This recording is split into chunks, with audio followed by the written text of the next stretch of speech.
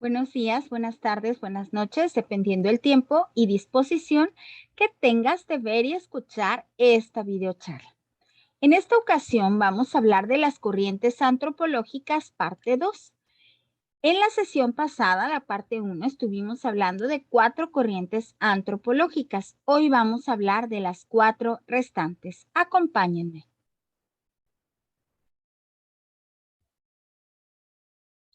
El estructural funcionalismo. Este enfoque es desarrollado por Radcliffe Brown, 1881-1955.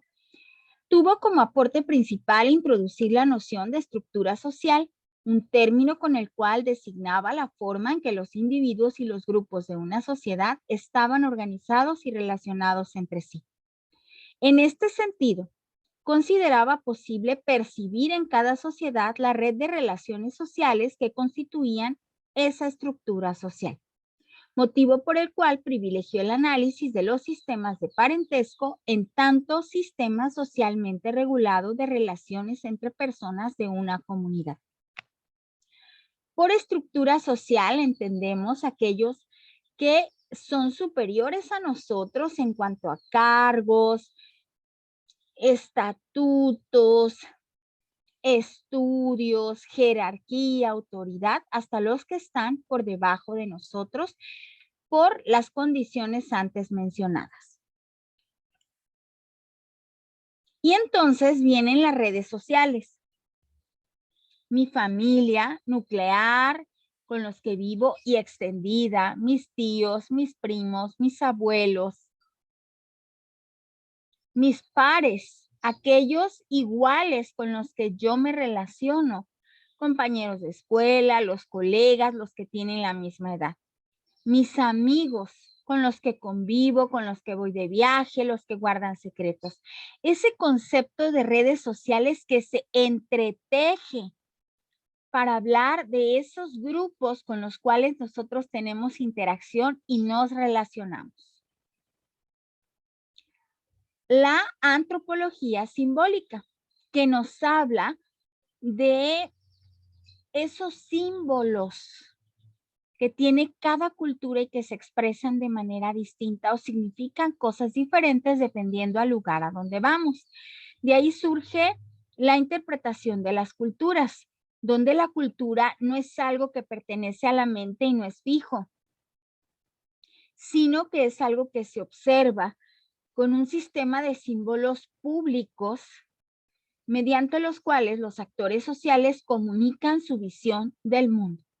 Si yo jamás he visto una manzana, no la voy a conocer. Y si me dicen que una manzana es un plátano, entonces cuando yo vea el plátano voy a decir que es manzana, porque así me lo dieron a conocer.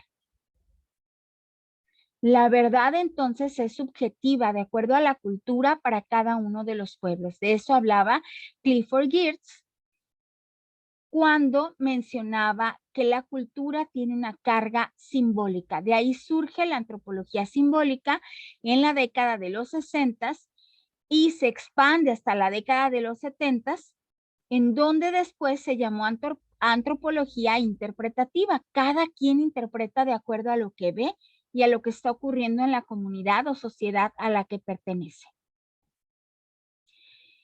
En cuanto a esta interpretación de los símbolos, tenemos algo que tiene más de 10 nombres. Aquí están los más importantes o los más conocidos. El aguacate es una palabra muy popular en Europa, en España, pues claro, porque los españoles son los que vinieron a invadirnos. Y esta palabra procede del término náhuatl aguacatl, cuyo significado es testículo. Como se parece el fruto del árbol de aguacate a los testículos, por eso se le llama aguacatl, aguacate. Sin embargo, en otros países lo conocen como pagua, palta, abocado, aguaca, aguaco, cura, persea, abacate, abacateiro. Diferentes nombres. Abocat, abocado, palta, como que son los más comunes que yo conozco respecto al nombre de aguacate. ¿Cuáles son los que tú conoces?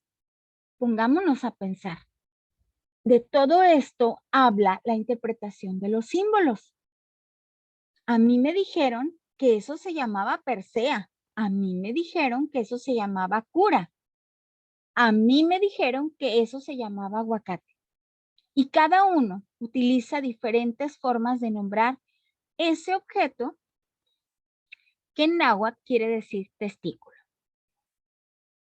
Continuamos. La ecología cultural. Conjugando los legados del evolucionismo del siglo XIX y el materialismo histórico de Marx y Engels, la característica principal de este enfoque es una comprensión de la cultura como una adaptación al ecosistema, una comunidad en la cual los hombres conviven con otros seres vivos en un medio ambiente físico. Para Julian Stewart, 1906-1972, cada grupo desarrolla un patrón cultural que denota una adaptación al nicho ecológico particular. Marvin Harris, 1927-2001, desarrolla otra vertiente de esta escuela conocida como materialismo cultural. De acuerdo a él, no solo había que analizar cómo el medio ambiente estimula o previene el desarrollo de formas sociales y culturales, sino que también se debía atender al modo en que dichas formas funcionan para conservar la reflexión existente en el medio ambiente. Todos reaccionamos o adoptamos conductas o actitudes dependiendo del lugar en donde vivimos, y esto tiene que ver con ese contexto que nos rodea. Ejemplos. ¿Cómo se viste la gente en Colima respecto a otros lugares? Hay profesionistas como los abogados, que en otros lugares siempre portan traje, corbata, camisa de manga larga. Aquí el clima no lo permite. Hay mujeres en diferentes trabajos que siempre utilizan medias. El clima de Colima no lo permite. ¿Por qué? Porque el clima es distinto. ¿Cómo son las casas en Colima? Las casas en Colima son más altas respecto a otros lugares. ¿Por qué sucede esto?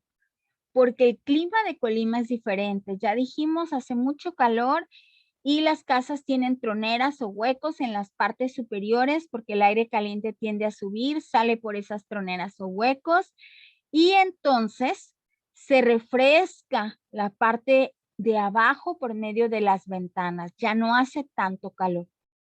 En otros lugares, la gente vive encerrada en sus casas. Aquí difícilmente se puede hacer eso por el tipo de clima. Estos son ejemplos de cómo los grupos humanos o los individuos tomamos ciertas conductas y actitudes dependiendo el lugar donde vivamos. Corrientes marxistas en antropología. En la década del 70, el contexto de producción antropológica estuvo asignado por el surgimiento y multiplicación de movimientos sociales críticos, antibélicos, contraculturales, feministas. Cuestionaban las estructuras de poder y el orden establecido. ¿Recuerdas que ya hablamos de ello? Tómate unos segundos para recordarlo.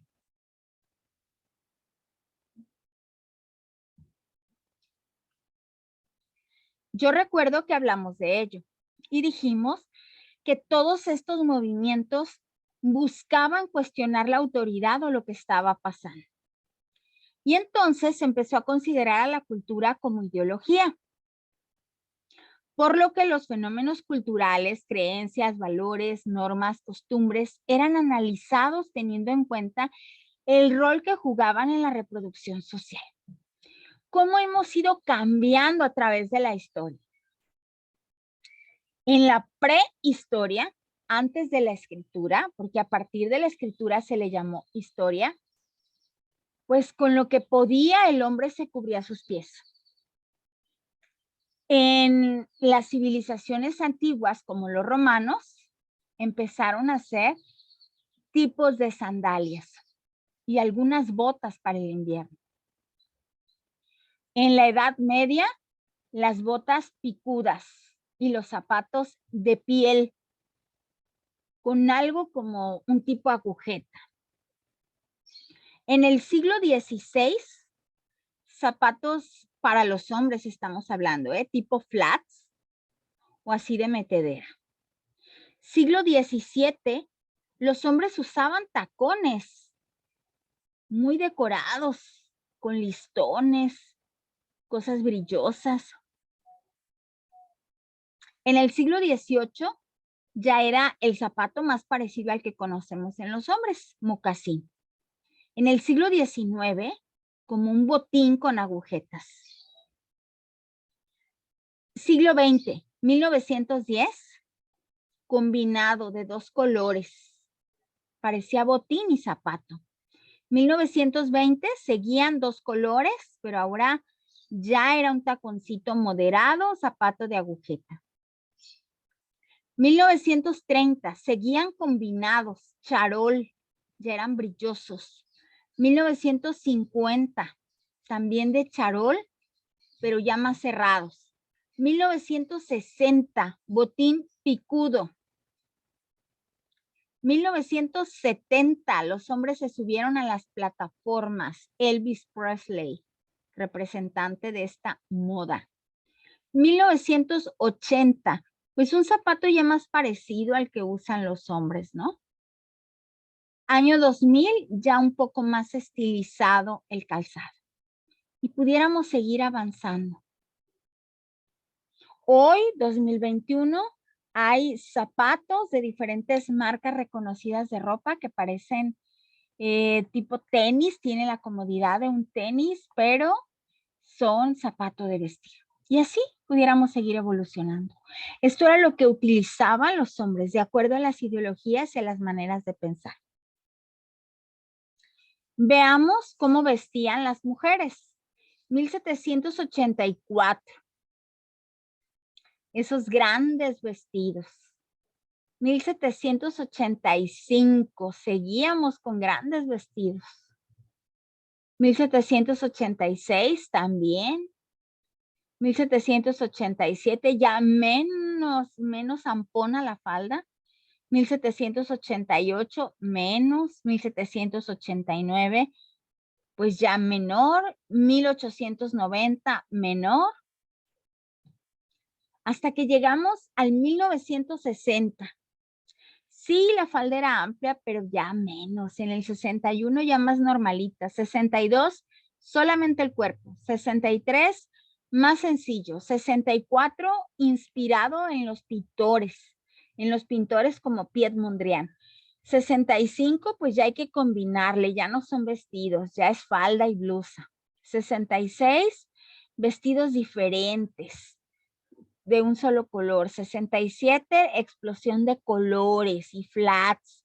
68, más combinadas, salieron las medias, esas que traían grabados en combinación con los vestidos. 1969, mangas anchas, vestido en cuello más diferente, solamente cubriendo hombros. 70s, la mujer empieza a usar pantalones, más normal. Y así seguimos evolucionando hasta el día de hoy. ¿Qué vamos a hacer como actividad? Entonces, ya vimos por medio de los zapatos, en el caso de los caballeros, y por medio de la vestimenta, en el caso de las mujeres, cómo históricamente hemos ido cambiando de actitud. Y eso se va reflejando en lo que usamos, en este caso, en el vestido. Vamos a elaborar un cuadro sinóptico donde aparecen las 8 corrientes que estuvimos trabajando y vamos a ubicar el periodo que lo estuvimos mencionando, en qué parte se localizan Francia, Estados Unidos, en qué parte se localizó esta corriente, esta escuela, qué enfoque y conceptos clave nos aporta, quiénes son los investigadores o investigadoras de esa corriente. Aquí te propongo el modelo del cuadro sinóptico. ¿Para qué? para que sea más sencillo el desarrollo y el abordaje que hagas de estas corrientes que estuvimos viendo. ¿Preguntas? ¿Dudas?